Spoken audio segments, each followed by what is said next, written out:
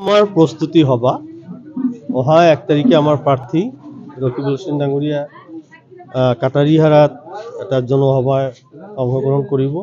সেই উপলক্ষে আজি আমার কর্মকর্তাসকলক মাতি আমি এটা কেনেকৈ সভাখন অনুষ্ঠিত করা যায় সেই সম্পর্কে আমি আলোচনা করি।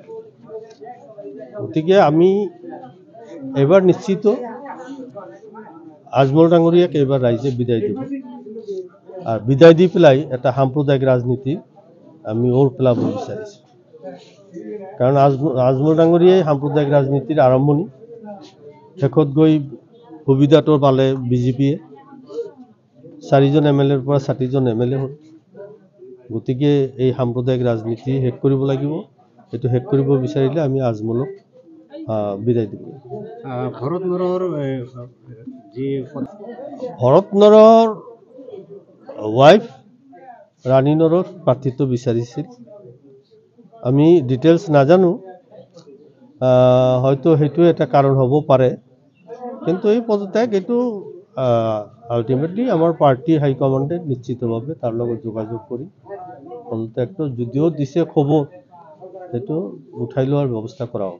স্যাৰ ৰকিবুল হোসেনে প্ৰাৰ্থিত্ব পালে ৰশিদ মণ্ডলে দল ত্যাগ কৰব বলে কৈছিল, আসলে কি কৰব? কোৱা কথাটো কয়, কিন্তু এতিয়াতো প্ৰাৰ্থিত্ব পায়ে গ'ল। গতিকে দল ত্যাগ কৰি কি কৰিব? এতিয়াতো আৰ দল ত্যাগৰ কথা শুনা নাই।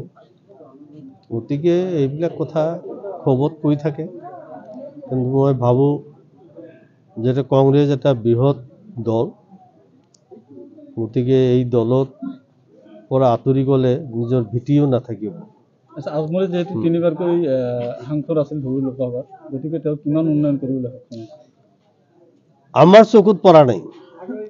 তেওঁৰ 3বাৰৰ সাংসদ, তেওঁ যিটো সাংসদ পুঁজি পাইছে এই পুঁজিৰ ব্যৱহাৰ ক'ত হৈছে আমাৰ চকুত কিন্তু পৰা নাই। তেওঁলোকে গম পাব। গতিকে আপোনালোকৰ চকুত পৰিছে নে নাই সাংসদ উন্নয়ন পুঁজিৰ জৰিয়তে উন্নয়নমূলক কাম কাজ ৰাইজৰ আগত আমি দেখিবলৈ পোৱা নাই। গতিকে তেওঁ আৰু 15 বছৰত একো কৰিব পৰা নাই, আৰু তেওঁৰ পৰা ৰাইজে একো বিচৰাও নাছিলে।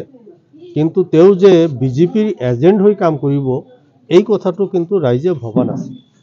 গতিকে এতিয়া স্পষ্ট হৈ গৈছে যে তেওঁ এজন বিজেপিৰ এজেণ্ট। সেইকাৰণে ৰাইজে এবাৰ আজমল ডাঙ্গুৰিয়াক বিদায় দিব। আজমলক বিদায় দিবলৈ আপোনালোকে কি কি কৌশল ব্যৱহাৰ কৰিব? না, ইতিমধ্যে আমি বুথ ম্যানেজমেন্ট কমিটিৰ পৰা আৰম্ভ কৰি বিভিন্ন ধৰণৰ প্ৰস্তুতি আমাৰ চলাই আছে। গতিকে তেওঁক বিদায় দিয়াটো এইটো অৱধাৰিত। 10 বছৰ আগত খেলিছিলোঁ, সেই সময়ত ইউডিএফৰ উত্থান আছিল। আজমলৰ প্ৰতি ৰাইজৰ এটা আকৰ্ষণো আছিল। কিন্তু এই 10 বছৰ আগৰ আৰ আজিৰ এইটো আকাশ পাতাল পাৰ্থক্য। আজি 6 মাহৰ পৰা বদৰুদ্দিন আজমল ডাঙ্গুৰিয়াই গাঁৱে গাঁৱে পঞ্চায়তে পঞ্চায়তে ঘূৰি আছে, কিন্তু ৰাইজক একত্ৰিত কৰিব ব্যৰ্থ হৈছে। ৰাইজ তেওঁৰ আহ্বানত কিন্তু এইবাৰ আগবাঢ়ি অহা নাই।